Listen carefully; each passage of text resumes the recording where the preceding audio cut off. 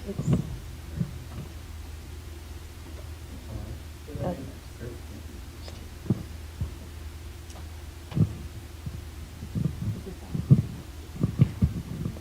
I start? Okay. Hello, everybody. Welcome. My name is Maureen Mulhern. I'm the Director of Career Development here at St. Thomas Aquinas College. Really happy to have the opportunity to have you all in attendance for a very important friend of mine, Mr. Eddie Luisi, who is the stage manager at Good Morning America show. So we're going to hear from him.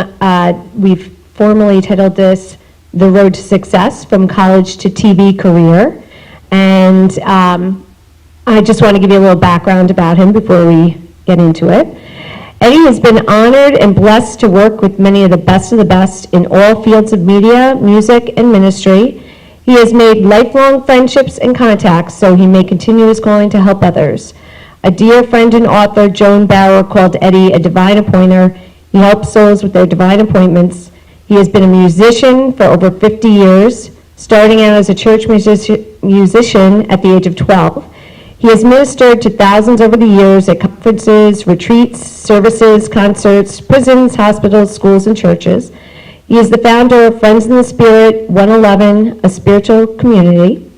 Eddie has also been blessed to become an ASCAP composer and publisher with his company Faith, Family, and Friends Music. So let's talk television. Eddie has been doing live TV since 1981. His career includes stage managing, producing, directing, and composing. He has worked at ABC, CBS, NBC, PBS, MTV, VH1, HBO, Comedy Central, Children's Television Workshop, and a whole lot more. In addition to winning 11 Emmys as part of shows and directorial teams, he is most proud of receiving an Agano Foundation Service Award for his work and dedication to their outreach and ministry. So we're going to show you a quick little video clip about Eddie and what he does, and then I'm going to turn it over to him. So we'll get started. Okay, so I'm here to Summer Concert Series.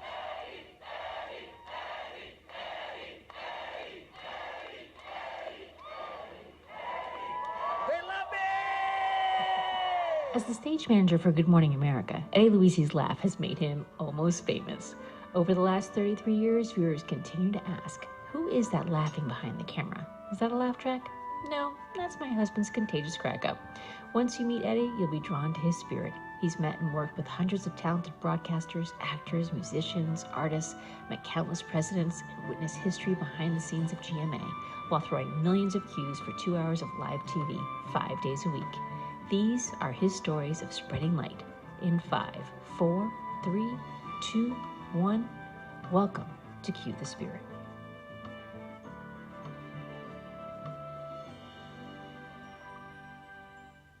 Luisi, this isn't Cue the Spirit video. This is the Will We Learn release party.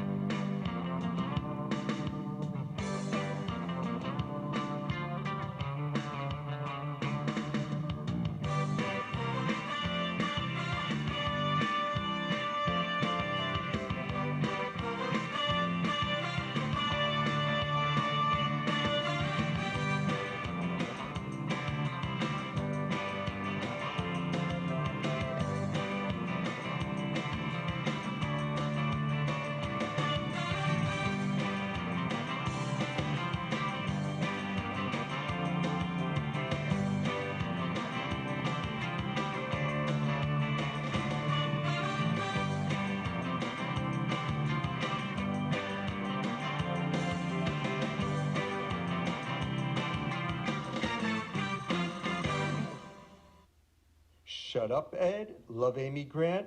Don't scare me. So without further ado, we welcome Eddie Luisi, and I'll turn the microphone over to you. Thank you. So that video, the voiceover was my wife talking. I have a ministry called Cue the Spirit. And then the release party was 2 years ago. I went down to Nashville. I recorded some original songs. And one of them was called Will We Learn to Live in Peace. So we had a release party. We were on the radio and we were live. And so we made it fun. You know, life is about having fun also, right? It doesn't always have to be serious. So, thank you all for coming. I appreciate you. Everybody on the live feed and tape, welcome. Thank you for coming. Let me say one thing before I start, okay? Right now in the room, there's 20 people. I don't want to pat myself on the back, right? But I've been in live TV for 40 years. I've been with Good Morning America 35 years. Worked with a lot of people. I traveled the world, all over the United States, met presidents, actors. You guys right now are in a room spending an hour with me.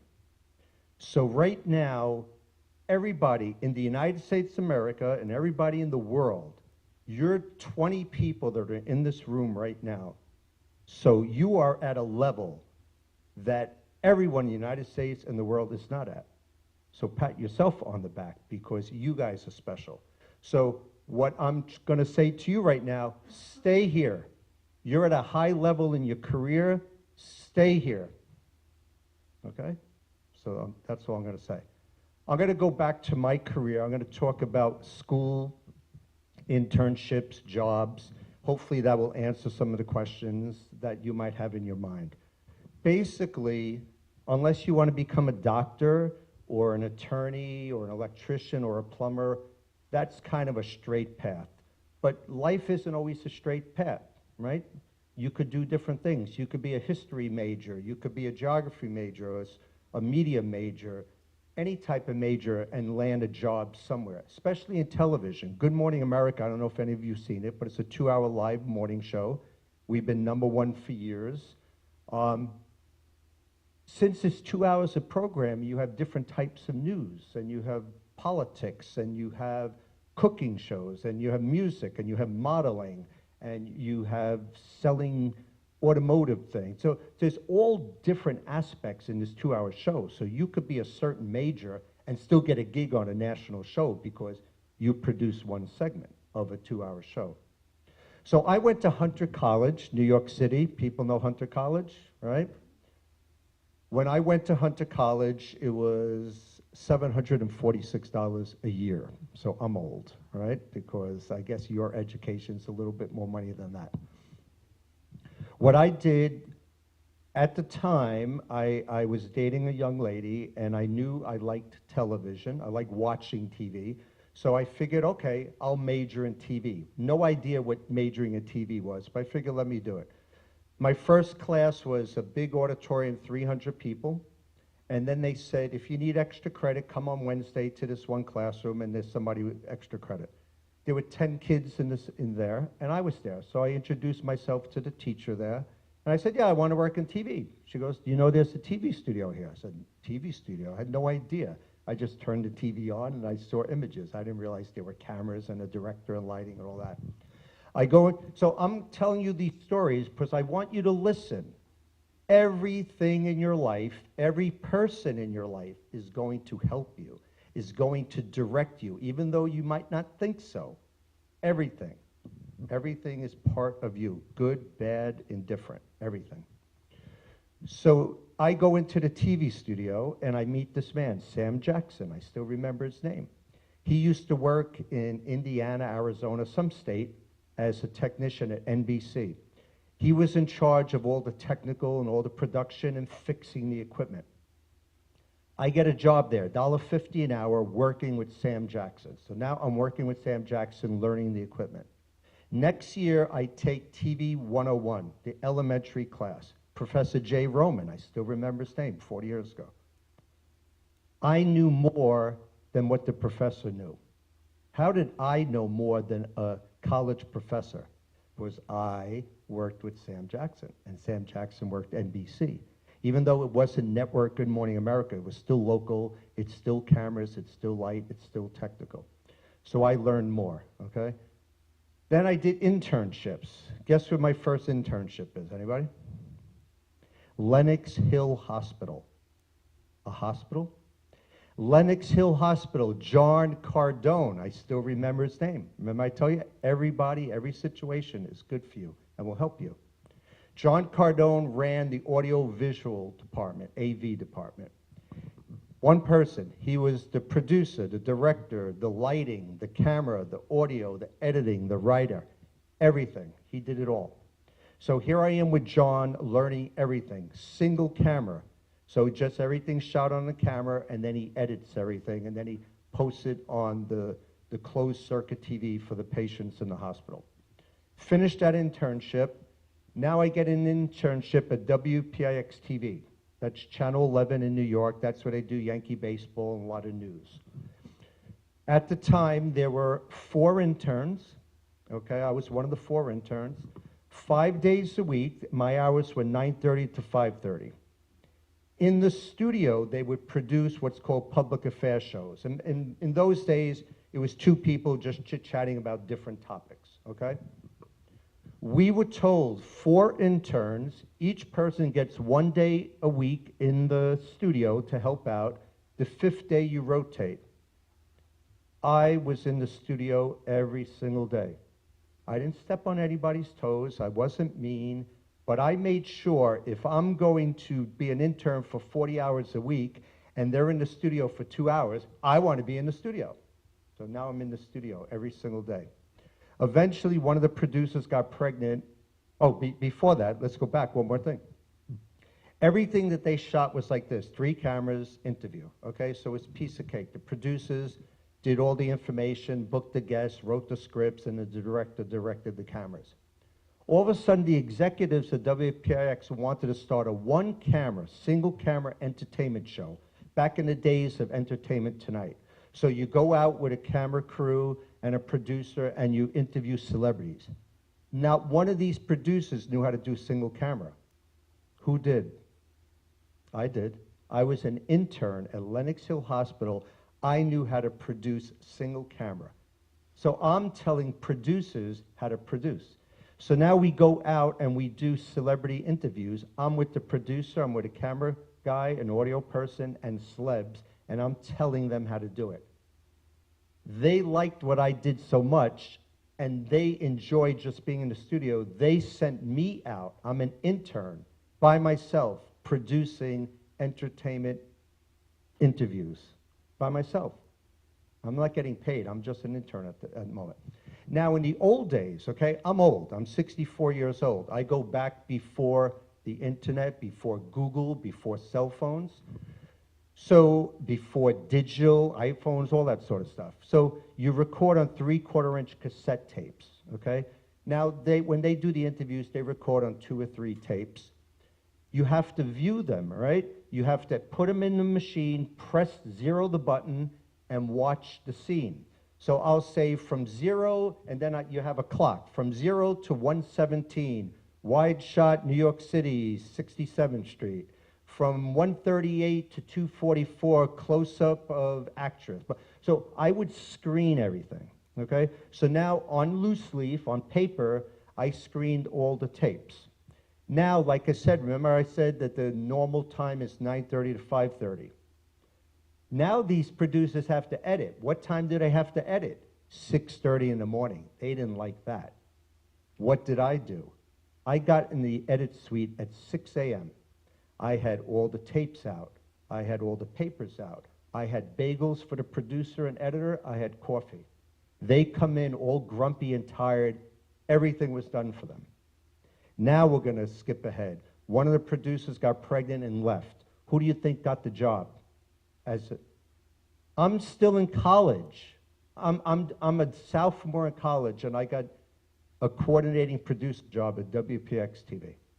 I wanted to finish my education, so I worked 9:30 to 5:30. I went to night school. Hated it.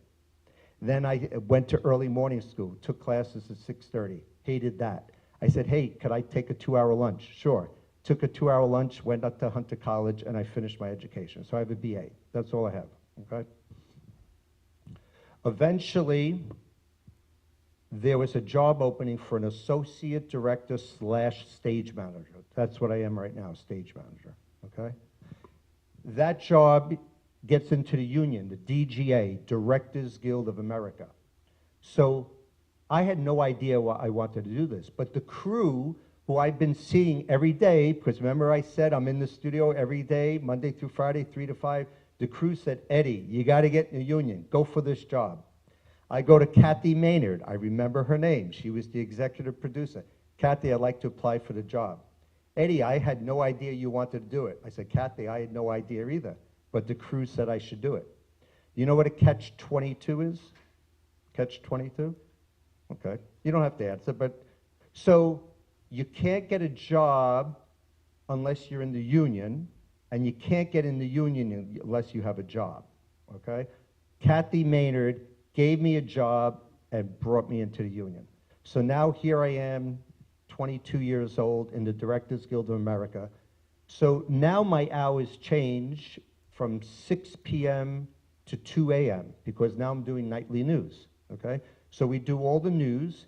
At 11:30 p.m., everybody, a lot of people go home. There's a skeleton crew, which is a small crew. We wait around for 2 hours, and then at 1:30 to 2, we update the news. So I have a 2-hour break. So what am I going to do? 5 days a week, 2-hour break. I'm on a typewriter, right? Remember, no computers. I'm on a typewriter, and I'm typing cover letters to people in California because I knew I didn't want to do news the rest of my life. I wanted to be in entertainment.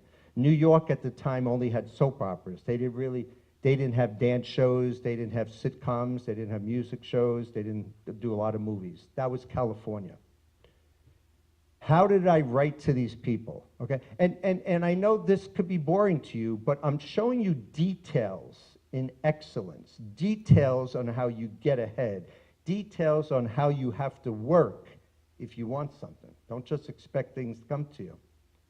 I have to, because there's no Google. I can't Google search a TV show, so I have to watch the TV show, I have to look at the credits, and I have to see, this show's Paramount TV, this is Disney, this one is Universal. So now, then I go into Yellow Pages, which is this big book like this, and I have to look up these companies, find their California addresses.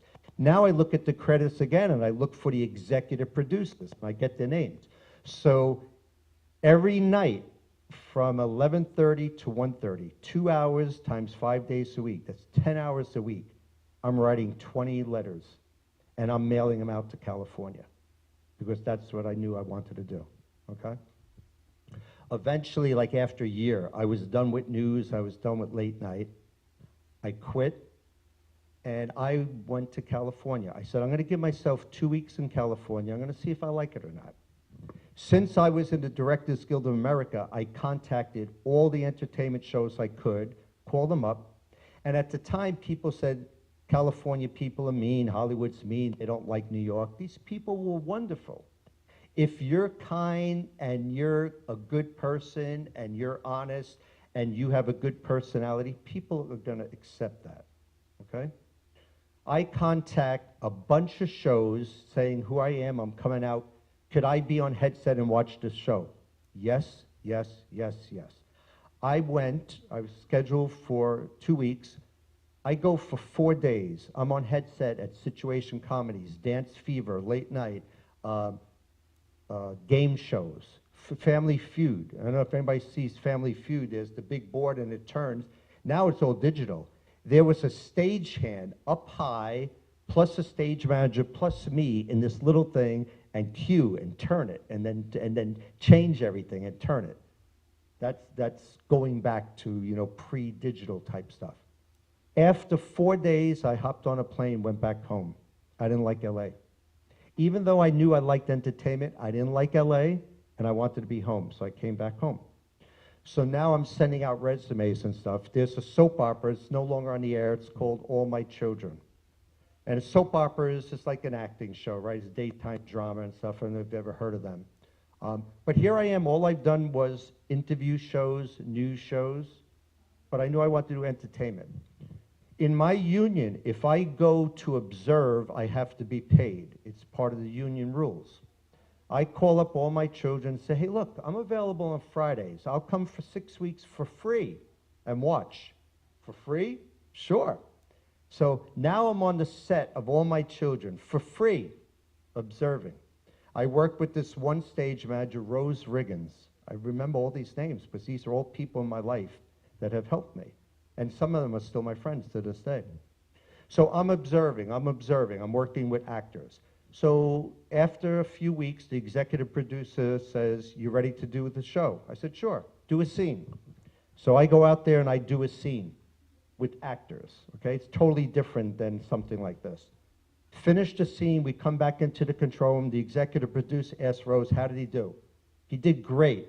"Okay, you're hired, you're the #1 backup." The #1 backup, Rose all of a sudden took off like 10 Mondays in a row, and then the other stage manager took off some days. I become the #1 backup.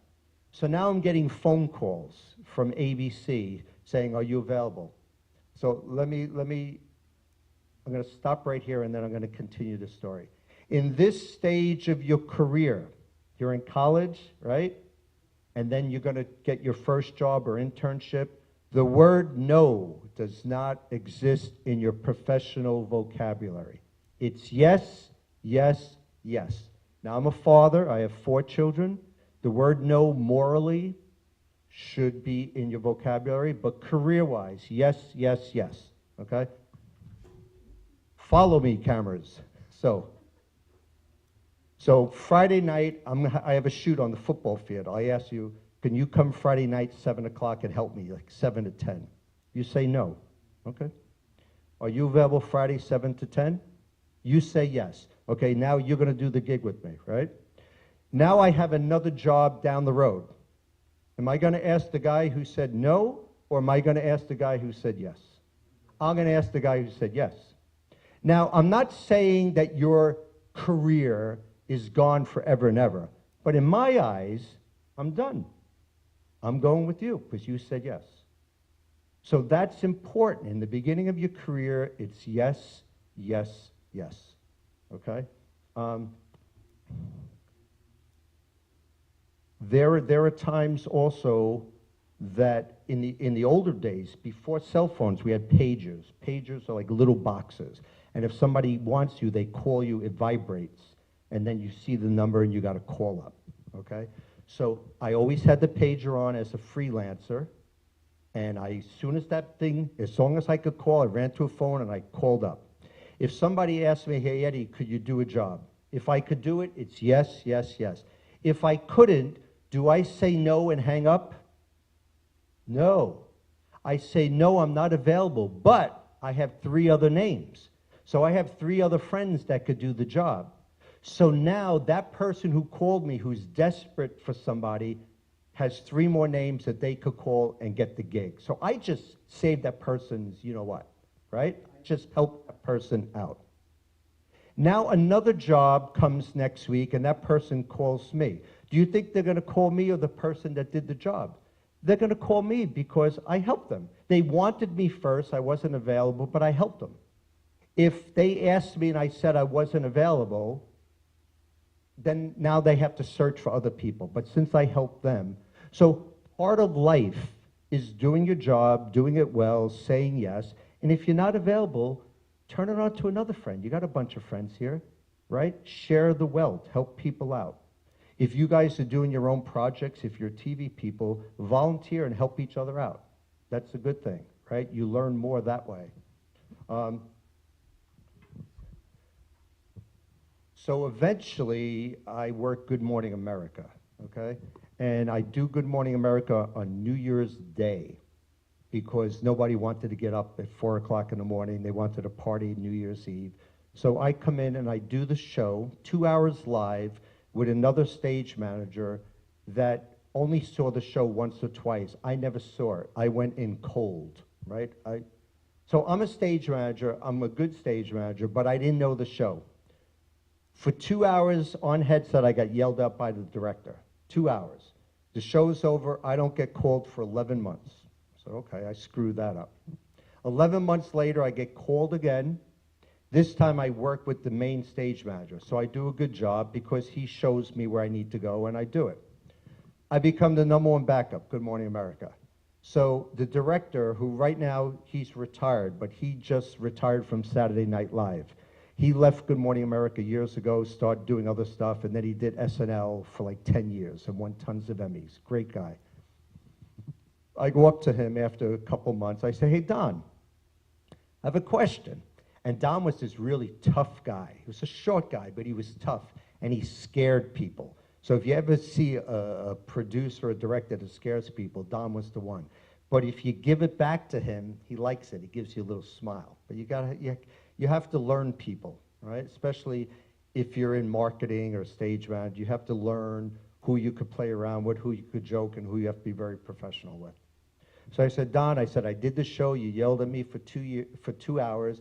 You didn't book me for 11 months. What was the deal? He said, Eddie, I had a pile of resumes this thick. It took me 11 months to fire everybody, and you were next. Took him 11 months to fire everybody, and I was next. But then when it was my turn, I excelled. I did it well, okay? I've been at Good Morning America for over 35 years, okay? Let's look at my hands as a ladder, okay, a vertical ladder. So this is the bottom, here's the top. A stage manager is somewhere here in the middle, okay? I've met people in my career that started at the bottom, production assistants, interns, that are up here now. Now they're vice presidents, producers, directors, actors. I made a conscious decision to stay here because I'm a family person. And I know that if I'm at this level, especially Good Morning America, I come in at 5 o'clock, I'm done at 11 a.m. I work a 6-hour day, and I'm done. Nobody calls me, nobody emails me, no meetings, no nothing. I'm done at 11 o'clock, I'm in my car, I'm here in Rockland by 12 o'clock. I made that conscious decision because I have 4 kids, like I told you, and I could be home for my kids. I could pick them up after school, I could take them to clubs, I could go to all their sporting events, I could go to their theater events, I could meet their teachers, I have weekends off. That was a conscious decision on my part. Now, I'm not judging anybody, okay? This is an observation. When you're up here, you're working 60, 70, 80 hours, you're getting called all night long. If there's an emergency, you're coming into the office. If they want you to hop on a plane and fly to California, you're hopping on a plane, no question. If that's what you want to do, that's great. God bless you. Cool. I'm not judging. I'm explaining to you. Now, remember what I said earlier? In your career now, right? You're all in your 20s or however old you are. Yes, yes, yes.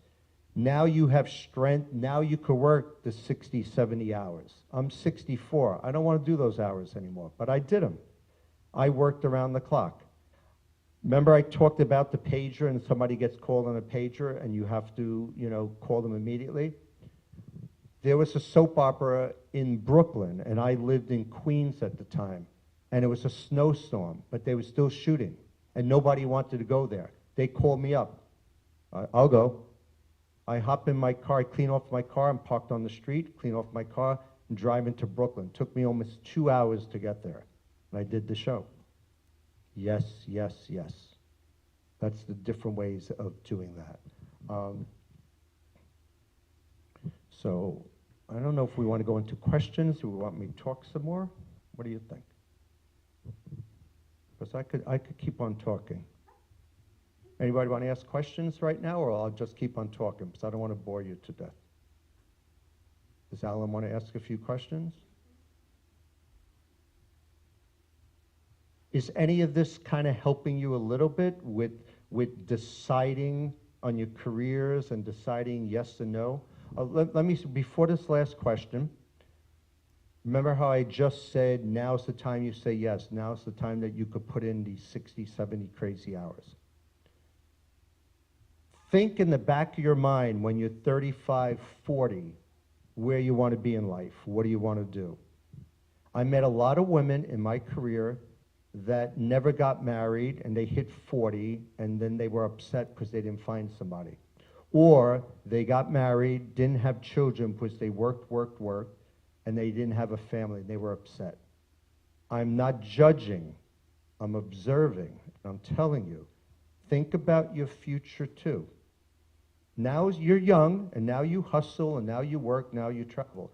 But when you're 35, 40, do you want to be married? You want to be single? You want to live in a house? You want to live in an apartment? You want to live in a city? You want to live in the suburbs? These are things that somewhere in the back of your mind, just keep that in the back of your mind. Because when you're working on your career, eventually that's going to happen. Eventually you're going to be 35, 40, and you see what you want to do. I decided at a certain age that I want to stay as a stage manager. I make a good living. I have a great job. You see all the different celebrities I work with and continue to work with. And, but I'm home. And my daughter just texted me, and Dad, could you drive me to Dunkin' Donuts later? Yep, I'll be home by 5:30. So now in your career, yes, yes, yes, yes. Now in my age for my kids, yes, yes, yes, right? It's just a balancing act. Questions? You want to grab my mic or you have your own mic? I got my own. You want to sit down so you're on camera? Yeah, let's take a seat. Let's take a seat. All right. All right. So, What's your name, young man? my name's Alan. Okay. I'm 20 years old. I'm a junior. I'm a communication arts major, and I'm currently trying to pursue like being a sports analyst. That's the kind of business I want to get into in terms of my phase of my life. But I have a few questions for you as it pertains to being a stage manager. So, for me, the first one is, what is the most rewarding part about being a stage manager? Most rewarding part of being a stage manager, okay. Not only being a stage manager on a live TV show, okay? Right now, we're live, right? I'm talking to you live, we're live on this. So if I make a mistake, if I fall like I almost fell with the chair, it's live, you just keep on going, right? When you do a tape show, you do a film, it's take one, take two, take three. It's just over and over. If you're doing a music video, it's just over and over. For me, I don't like that. I want to get in as a professional, and I want to do the job, and I want to do it live. And in 2-minute commercials, I want to reset things and move people instead of taking a half hour to move chairs and reset. I want to do it in 2 minutes. Rewarding as a stage manager, I get to meet top people in the world. If you read Maureen's little description, I've been honored and blessed to work with many of the best in the business so I could help others. That's part of life, right? I know there's a me idea or whatever that people think about. It's always me. But no, and you're in a Catholic school too. You help others. Do unto others, help others. Think of other people first. I like to help others. There's something in my DNA wherever I am, if it's in TV, if it's at schools, if it's church, I'm a church musician, if it's at home, if it's in the neighborhood, I like to help people, right? I was talking with Alan, and he told me about wanting being a sportscaster type analyst. I have Michael Strahan's phone number, and we made a video, and I sent it to Michael. I said, Michael, this is my new friend Alan. What could you do? So that's what I'm here on this earth to help people. I can't hire you. I can't get your record produced if you're a musician. I can't get you as an actor. But I met a lot of people. If I feel a connection with you, then I'll try to help. A lot of times what I've learned in my life, and I know I'm going a little bit from stage managing, but I try everything once. I try it once. If I don't like it, that's it, I'm done. I check it off. If I like something, I'll come back. So I'm kind of liking this talk. Maybe I'll come back next year, we'll see. But you'll have a video, so I'm gonna say the same thing, so you could just play the videotape. But as a stage manager, okay, how many people have taken any TV production classes? Raise your hand. Okay, half dozen or so. If this is a TV studio, which right now it is, it's a working TV studio with cameras, the stage manager is in charge of the studio, okay? The director's in another room directing the cameras. The camera people will do shots, and the director says, zoom in, move here, do that, roll tape, insert this, insert that. But as a stage manager, I'm in charge. So I make sure that the talent is seated, I make sure the lights are on, I make sure the camera people, I make sure the chairs are here, people are seated, and then I give actual cues. I love that. It's really great. My wife, who used to work at Good Morning America, quit and then got hired at Oprah. She went to Chicago for a year, she did Oprah. She calls me now, and I don't know where she got this name. She calls me the maestro. I guess a maestro is a conductor, right, in a symphony. I'm the maestro on a studio floor. Our studio is 3 times as big as this. We have 12 cameras. We have 15 stagehands. We have audio people. We have a 6-person audio crew. We have talent coming in. We do a cooking segment. Then we have a band over here. And then we have models coming out, French doors, and doors are opening and they're coming out. And we have a dog segment. And then we cue fog. And then we have light cues. And celebrities come in. We just had 4 celebrities in the new King Kong Godzilla movie. They were on. And then we had another actress for another, like, it's just constant. But I enjoy that because I'm kind of choreographing. I'm the maestro of the studio, and I do it very calmly. I'm very humbled. I do a good job. I'm friendly to people.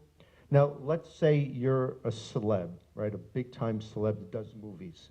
Remember how I said I like TV, live TV, it's quick? Movies, it's take 1, take 2, take 3. It's hours and hours. It could be a 14-hour day doing one scene, depending on how busy it is. So these people are not used to doing a live interview, not used to one take, not used to a million eyes watching live. So they're nervous. So as a stage manager, as soon as I meet them backstage in the green room stuff, I know instantly if I could develop a connection or not. And normally, if I feel something, I start joking around with them, or I start making fun, or I do something silly, because that brings them down to my level, because they're big-time stars. It's like, you're just a regular human being. Your job maybe is different than mine, and maybe you're a multimillionaire, but you're a human being, just like I am. We just had the actor Jake Gyllenhaal. How do you say his name? Anybody know his name? I think it's Gyllenhaal. Something like that. So he was on the show, and it's like, we have a live shot in 3 minutes, and he's standing on the set by himself. So I come over, I start chit-chatting, and we're just chit-chatting. I'm loosening him up. And then 10 seconds, I walk out and cue. So that's part of life. Part of life in any type of job, doesn't have to be TV, is making people feel comfortable. If you're working, you know, at a food place and you have customers, any place you work, you're working at Macy's, a store, you make people comfortable. You treat them with respect and you get it back. And you believe in karma, right? What you put out comes back to you. So I think I answered that, right? Yeah. Okay, what else you got? Yeah, you know, one thing about me, like, I like helping people a lot too, so, you know, that's definitely something that I can see me and you definitely relate in. But let's just go more to, like, I don't want to say negative, but I just want to just ask you a question. So how much responsibility is it knowing, like, the risk of producing and managing a live event, whether that's a TV show or any, like, any kind of, like, production, right? Like, what could potentially happen, and what is it like behind the scenes having to know the conflict that could take place? So live TV, anything could happen, right? You go with the flow, right? A camera could die out right now, or a person comes on set late, or a light blows, or, especially Good Morning America, it's a live show, and we're under the news division. So producers sometimes look at the rundown of, okay, this is segment 1, 2, 3, 4, 5. But you know what? Segment 7 might be better at segment 2. So it's called flip-flop. So they're flipping segments. That happens in live TV. So you got to be on your toes, because let's say right now I'm in the set and this area is set up for an interview, and this area is over there has a bunch of props, and over there's a band. And we were supposed to go from A to B to C. Now all of a sudden we're going from A to C to Z. So I have to make sure people are in place, the props are in place, cameras move at a certain time. There are times also, like I said, we have a bunch of cameras, so I help the director, because the director's job is to select the cameras and to have the visual that the audience sees. But as the stage manager, I see everything on the floor. The director just looks at a bunch of monitors, so they're just looking at a screen. I see the cables on the floor, I see the gaffer's tape over there. You know, I see the whatever that is, the tripod bag over there. So I see things that the director doesn't see. So I help the director, I assist the director, And I could see sometimes I'll say, okay, Lily, and we have a female director, and she's the second female director in all of network morning television. The other one is at CBS. So that's pretty cool. So we have an interview here. I said, Lily, let's do camera 11 and 4 and 8, and then I'll break 5 and 9 down there, and 6 will go there. And then once we do this interview, she goes, okay, Eddie. Because I'm helping her. Now that's her job to call the cameras, but I see the traffic. I see where cables are coming. Okay, when cameras on cables, they can't be crossing over each other. And then also, a lot of times people will come and visit the studio. So sometimes we don't have an audience sitting area, so we have to move people and shuffle them around. My fellow stage managers, some stage managers in the business just concentrate on what's on camera. And I get it. This is important. This is what America's working about. But I'm almost like the maitre d' in a restaurant, or I'm the maestro, right? If there are people in the background, I want to take care of you too. You know, you're a friend of somebody, you're an affiliate producer, you're part of a marketing team, you're this, you're that. You're important. If for some reason you're in the studio watching, you know somebody. So I'm going to come over to you, I'm going to introduce myself, I'm going to move you. We have security that moves people in secure places, and I know them all, and I respect them, but just today, Kira, who's the security, put 2 people behind, and they couldn't see. And I went up to them, I said, are you guys part of the segment? Yeah, I said, follow me. And I took them, and I put them there, and now they're 5 feet from the camera. You gotta remember, in this day and age, network TV is important, but what's even more important? Digital, social media, right? People are always putting stuff on Instagram and TikTok and whatever other things there are. So there are many people that are behind the scenes, behind our cameras, that are trying to also capture.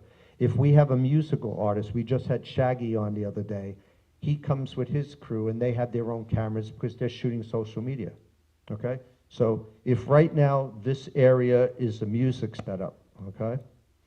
And so there's the main artist, there's drums, the keyboards, guitars, maybe there's 5 singers coming in, whatever.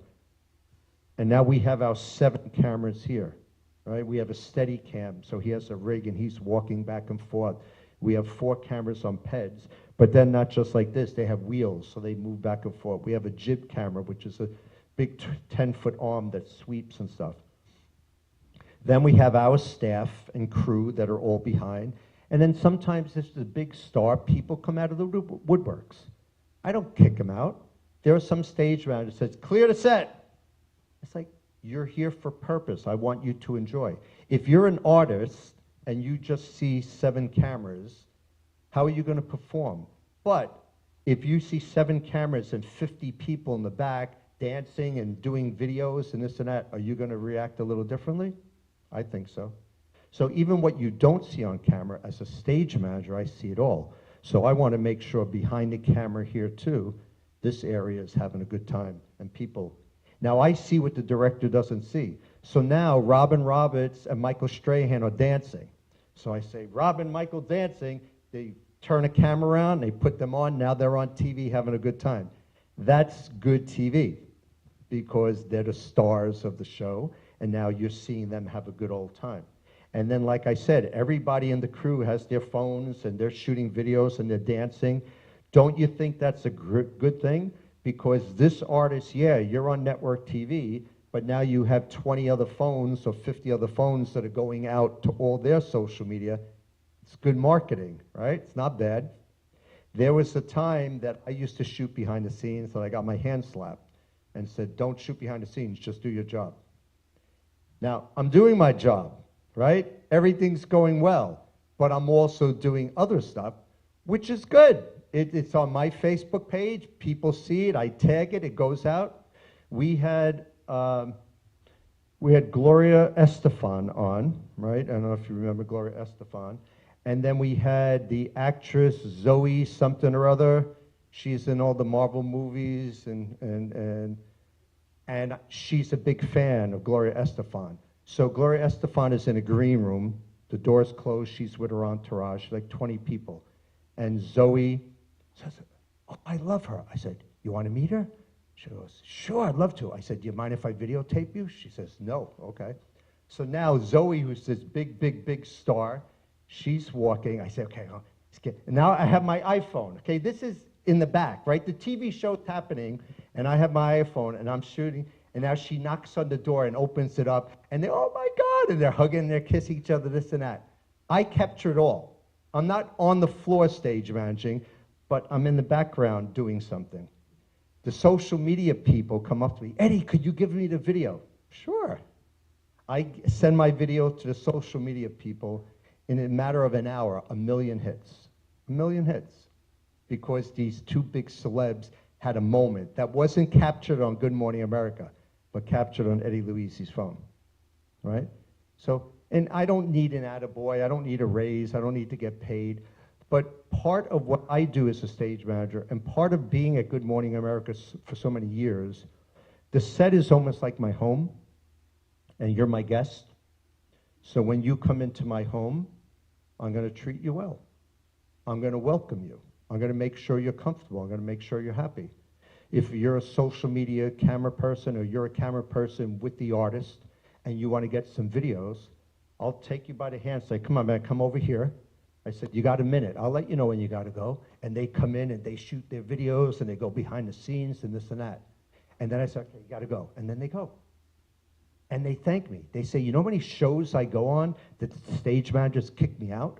Stage managers don't let me do this, don't let me do that. But man, you're cool. You let me do this, you let me do that. You know why? Not only because I'm a nice person, but I know my job. I'm on headset. 30 seconds in your life goes by like this. 30 seconds, I could do a lot.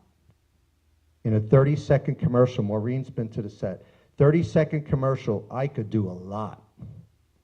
And I could have a crew of 20 people. I could probably get you 12 people to do something really quick in 30 seconds.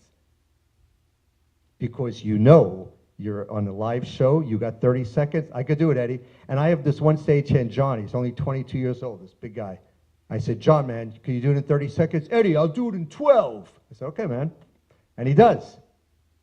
People run and people do this and do that. As long as you know.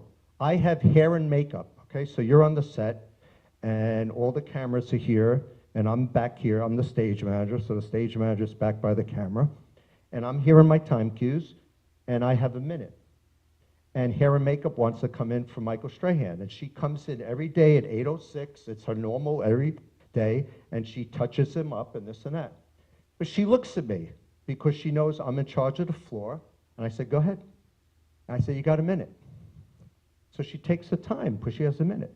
Or she looks at me, I say, you got 30 seconds, and she comes in, ba-bum, ba-bum, ba-bum, ba-bum, ba-bum, and out. And they thank me because they say a lot of stage managers will, no, it's a minute, get out.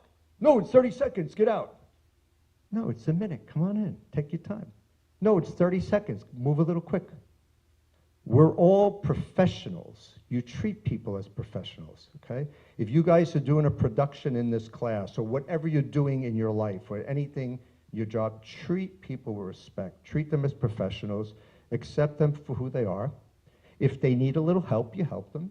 If you know, but do it in a nice way. Did I answer that? Yeah, you definitely did. So, okay. Nah, you definitely did. That was great. It was good to know like how you basically try to look out for yours, and you know you're not just trying to like hire people and then just tell them to just go do your job. You're trying to make them do the job better. So you know that definitely something that inspires me. But I just had one more question for not just me but for everyone basically who wants to get into whether that's stage managing or being a director or a commentator, analyst, anything of that matter.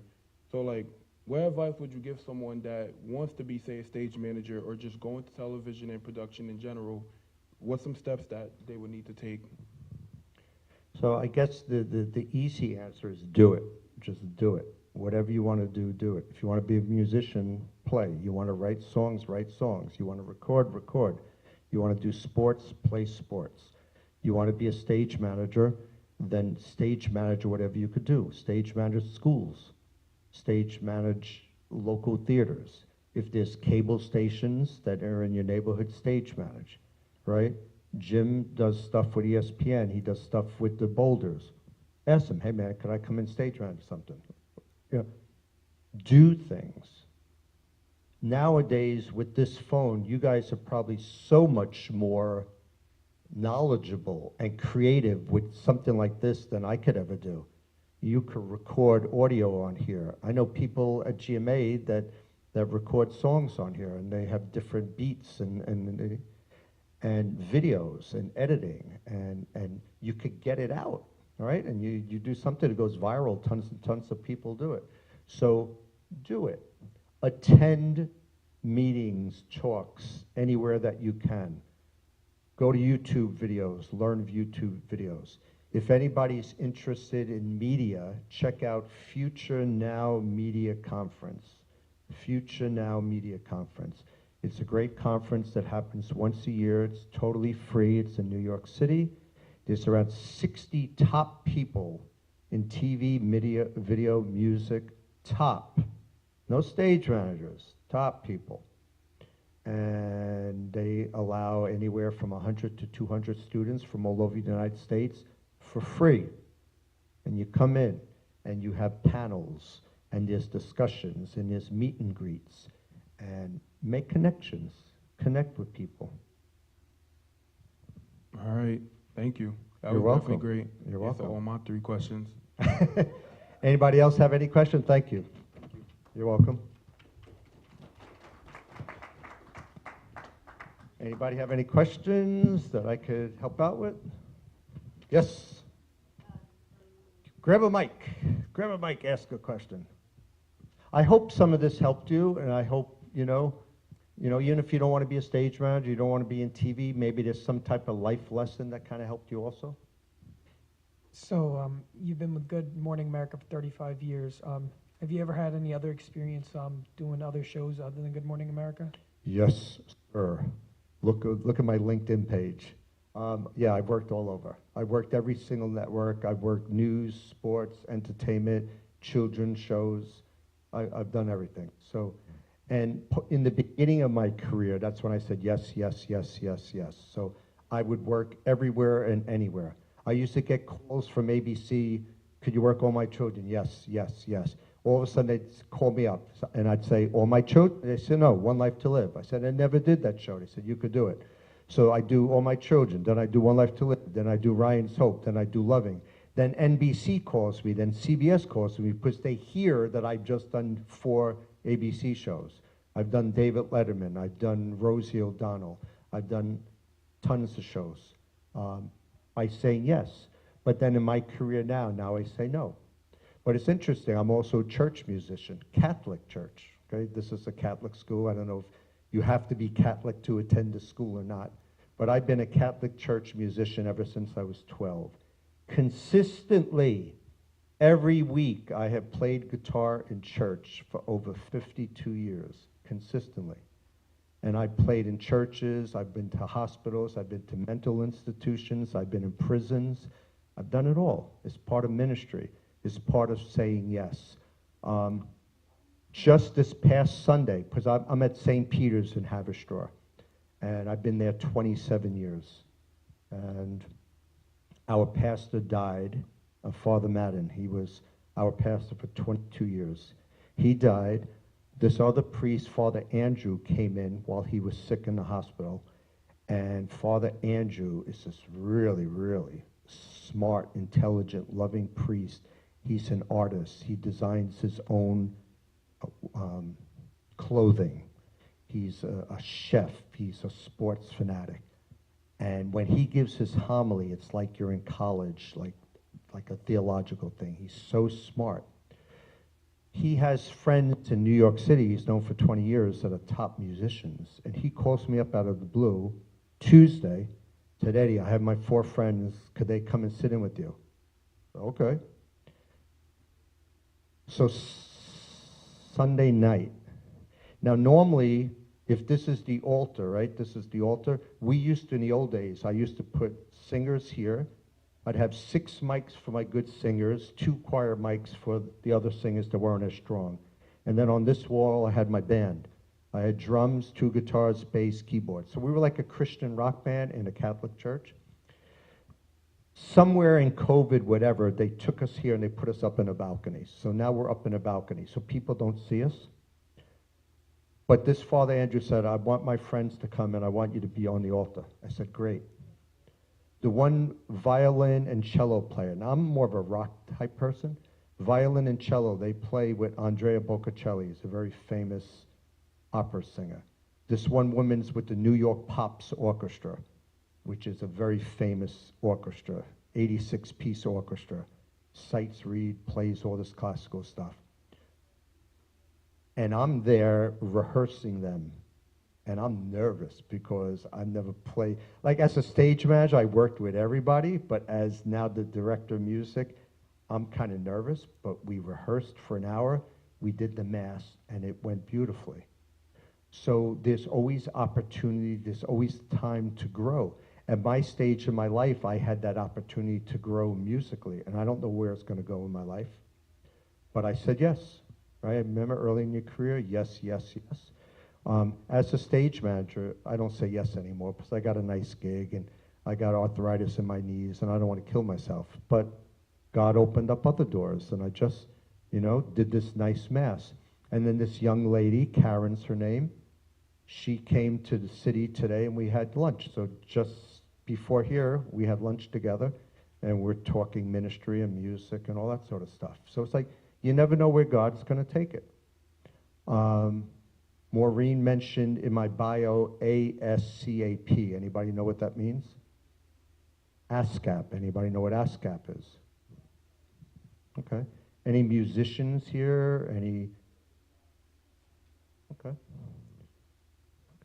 ASCAP is a composing company. It's the rights, American Society of Composers and Publishers and stuff. So many, many years ago, I wrote this one song, and we got it on Good Morning America in the background. So I'm an official ASCAP composer and publisher. So my music is still, ever since 1997, is still being played. So thank you, God. Thank you, Jesus. Right? So there's a lot of blessings in life if you do things and you branch out and you work with people. And I always say yes, especially in ministry, okay? When you're a church musician, you've been to church, I guess, some of you, on and off, regularly. There are some really, really, really talented musicians and really, really talented singers, and then there's some that aren't. But it's ministry. In ministry, you say yes. Ministry, you invite people in, okay? Because if you're not at my level and I say no, I don't know what I just did to your life and if I hurt you. If you want to serve, I say yes, okay? And if you're at a higher level and you could help them and encourage them and get them better, great. Same thing with sports. If you're in a sports team and you could encourage people and help them and teach them, that's what life's about, right? I met a lot of people, handed out a lot of business cards, and that one author, Joan Baer, called me a divine appointer. So the story with the divine appointer, this is a woman who's written many young adult novels. Joan Baer is her name. And I met her through a TV show that I used to direct, and her producer contacted me. She said, my grandson just graduated college. Can you talk to him? I said, sure. Let's go eat. I'm Italian. I like to eat. So we go to the Brooklyn Diner in New York City, and the three of us are sitting in a booth, and I say, look, I said, as a stage manager, I can't hire you, but I met a lot of people, and I could introduce you to people, and I could give you some type of motivation and inspiration. And Joan leans over and almost face to face to me, and she goes, Eddie, she goes, you're not just a connector, you're a divine appointer. You help souls with their divine appointment. And I said, whoa. Now, I've seen The Secret. Has anybody ever seen The Secret on Netflix? One of you? Check it out, The Secret on Netflix. It's not Catholic, but there's all these spiritual people, and they all have their names underneath them. Not one of them has divine appointer. Says, okay, God, what do you want to do with that? And I'm still waiting, but the thing is, I meet people. I come here, I'm giving a chat with you, we're recording this is live. Maybe I touched one person's life. Future Now Media Conference, I'm a mentor. They come to Good Morning America and I give tours. I gave some of this talk to them. One young lady was in tears because she said, nobody told me how, if I want to be a mom and I want to do this and I want to do that, that's important too. Everybody just talks career, career, career. And she said, thank you for that. So you don't know how you touch people's lives, right? And depending on what mood you're in, if you're in a good mood, a bad mood, if you're not feeling well, still try. Try to love others, try to be kind, try to be helpful. It's just a good thing. There's no need to be nasty, no need to be mean and laugh at people and do that. Try to be supportive and loving. And if in your career and you could do that too, people see it. We did one day, Monday last week was the craziest show. I mean, we just had set after set, and they brought audience in, and we had queuing ladies coming in roller skates, and then we had a DJ, and it was all over. And I had some producers that were just overproducing. It was too much. But in the morning, we have a director's meeting with the director, Lily, female director, Emmy award-winning director. She has a meeting, then we rehearse, and sometimes rehearsal's 20 minutes. That day we rehearsed for an hour. My head was spinning. And then I sit down with the crew and I have another meeting with them because I want them to know, okay, this is what we just saw. This is what I need. This is what we're going to do. You're going to have 2 minutes for this. You're going to have that, blah, blah, blah, blah. Okay, Eddie, they know. I'm nice to them. I'm professional. I treat them with respect. So I'm in the middle of the show. This is live TV. And I mean, I'm just crazed with this set and this set. And all of a sudden I stop and think, oh, we got to set music, because we had this whole interview here. And in the 2-minute commercial, we had to bring in a drum riser. We had to bring in lights. We had to bring in amps. I turn around and it's done. And right then and there, and then the next day, I pulled the whole crew together and I said, thank you. I said, you guys got my back. And they said, anything for you, Eddie. And when you treat people with respect, they'll help you. I could have got fired that day. That was a bad day. And they helped me. And I know a lot of people in this business could be really mean and really nasty and talk down to you. But I don't do that, ever. Treat everyone with respect. And they give it back. I don't know why I'm crying, but it touched me that these professional crews had my back and said, anything for you, Eddie. Because they don't say that to other people. So it touches me to do that. So your teachers here and everybody that works here are helping you and brought me in to help you. Hopefully I said something that you get out of. I learned something also, and then if you have any more questions to wrap it up. Being a Catholic church musician, I've heard a lot of homilies, sermons, whatever you want to call them. And some of them were great, some of them were really boring. But no matter whatever that priest or whatever that pastor says, there's always something, one thing you could take out of it. So they could be talking 15, 20 minutes, but there's one sentence, there's one word that gets to you. So maybe I spoke for an hour, and maybe there's one thing I said, or when I got teary-eyed, it just touched you, like, why is this grown man like that? Because I'm a professional, I do my job well, I respect people, and they took care of me. And that made me feel good.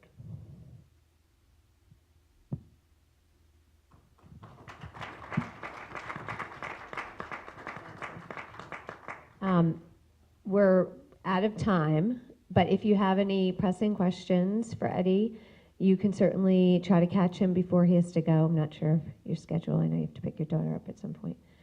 I have a couple minutes. Okay, he has a couple minutes. So thank you so much for doing this. You're amazing, and I think so many great lessons that you shared with the students today. The Future Now conference that he mentioned, we've been promoting that through our Career Center newsletter, but I'm happy to talk with you more about it if you haven't seen it, but it has been going out and the application deadline is coming up.